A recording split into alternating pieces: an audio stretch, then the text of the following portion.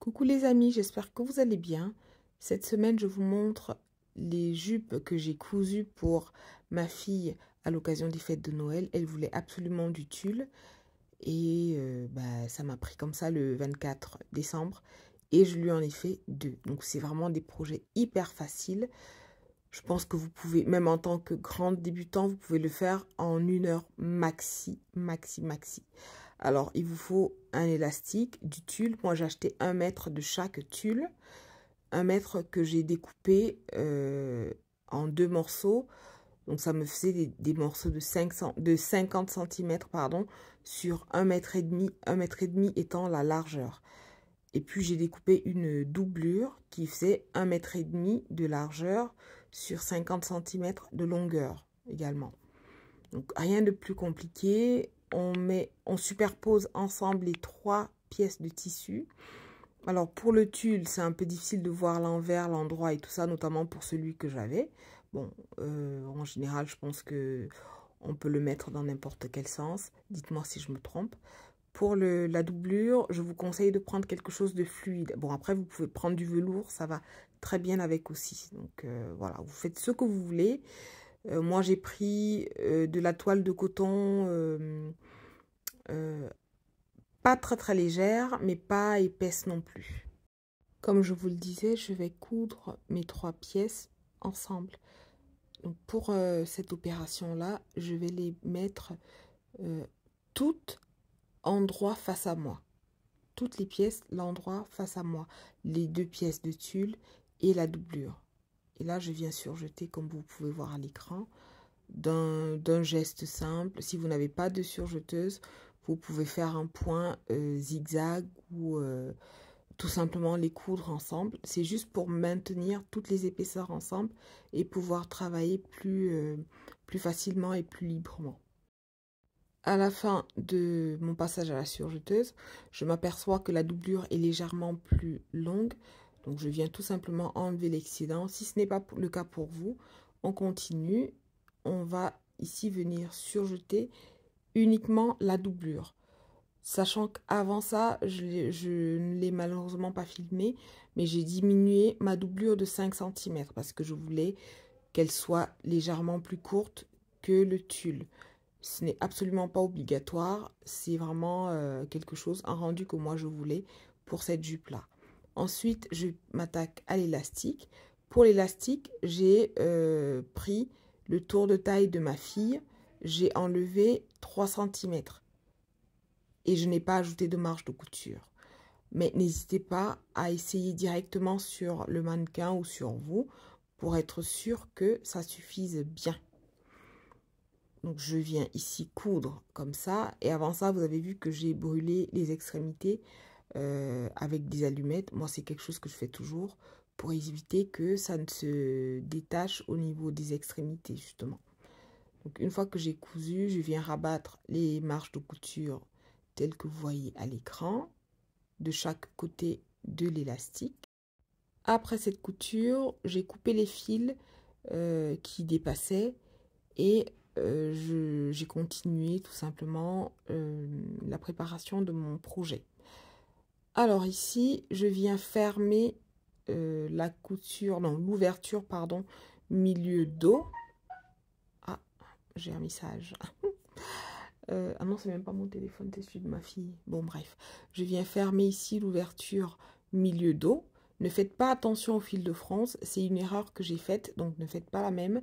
Vous fermez à cette étape l'ouverture dans le dos, uniquement.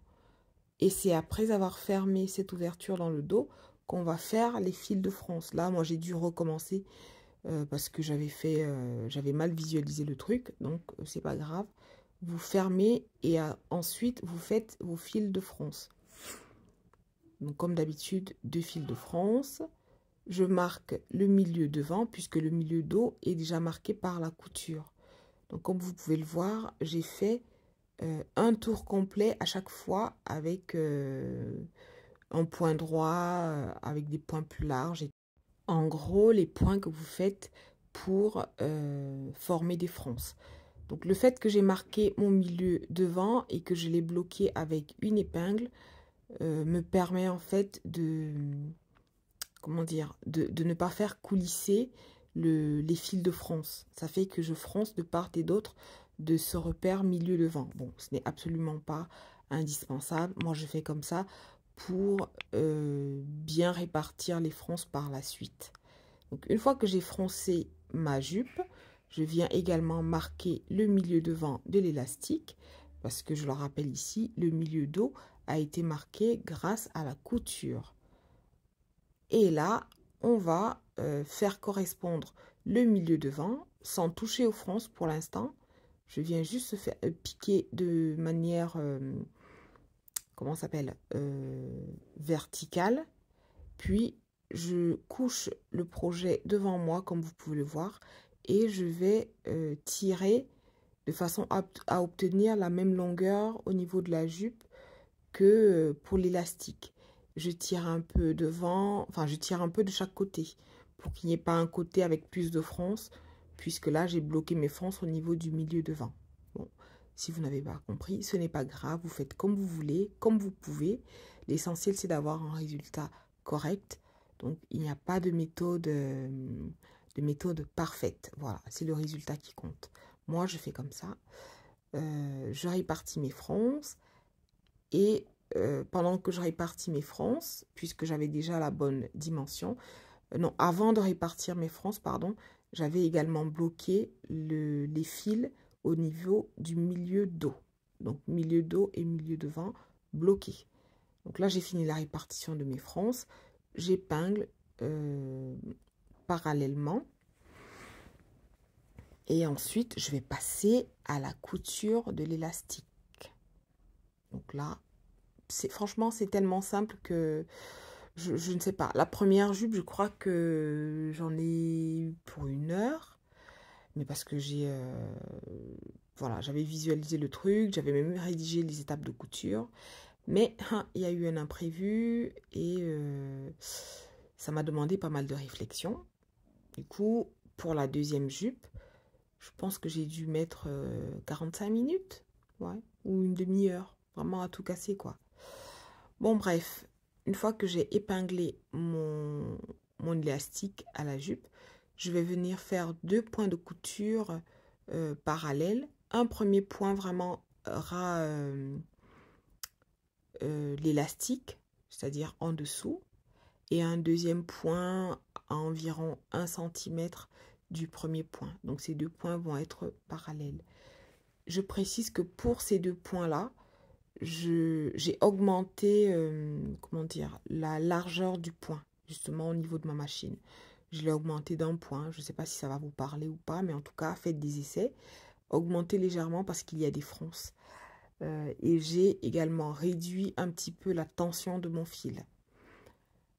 Une fois que vous avez cousu, si jamais vous faites le projet, une fois que vous aurez cousu ces deux points dont je viens de vous parler là, qui sont parallèles, ces 2 lignes de couture, vous aurez l'impression en fait que le vêtement est un peu rigide. C'est-à-dire que il ne va pas, enfin l'élastique sera un peu rigidifié, enfin je sais pas comment dire ça. C'est normal, tant qu'on n'enlève pas les fils de France, on a cette sensation là, parce que moi ça m'a fait pareil, ça m'a fait, je me suis dit mais qu'est-ce que c'est que ça, pourquoi c'est un peu rigide et tout ça. C'était tout simplement parce que je n'avais pas enlevé les fils de France. Donc, une fois que j'ai enlevé les fils de France, c'était bon, c'était nickel. Ce que je voulais dire aussi par rapport à ça, c'est que si vous le faites pour vous, pour une adulte qui a un bassin un peu plus développé, il faut plutôt prendre la mesure du tour de bassin et enlever quelques centimètres pour découper l'élastique. Donc je vous montre ce que ça donne ici. Ça, c'est l'intérieur du vêtement. Là, j'avais pas encore enlevé les fils de France, mais ça donne ça à l'extérieur. Donc je vais le faire après. J'insiste pour le comment ça s'appelle, pour le tour de bassin, faites-le parce que si vous prenez le tour de taille et que votre mannequin a un fessier, enfin ou des hanches un peu développées, ça ne passera pas. Alors, je vous présente le projet terminé. Là, c'est ma petite princesse qui le porte. Et comme je vous disais, j'ai fait 2 versions parce que vraiment, c'était trop simple, trop facile à faire. et bah, elle est contente. Alors, je vous dis merci beaucoup pour votre soutien. Je vous souhaite de bonnes fêtes. Prenez soin de vous et de vos proches et je vous dis à bientôt.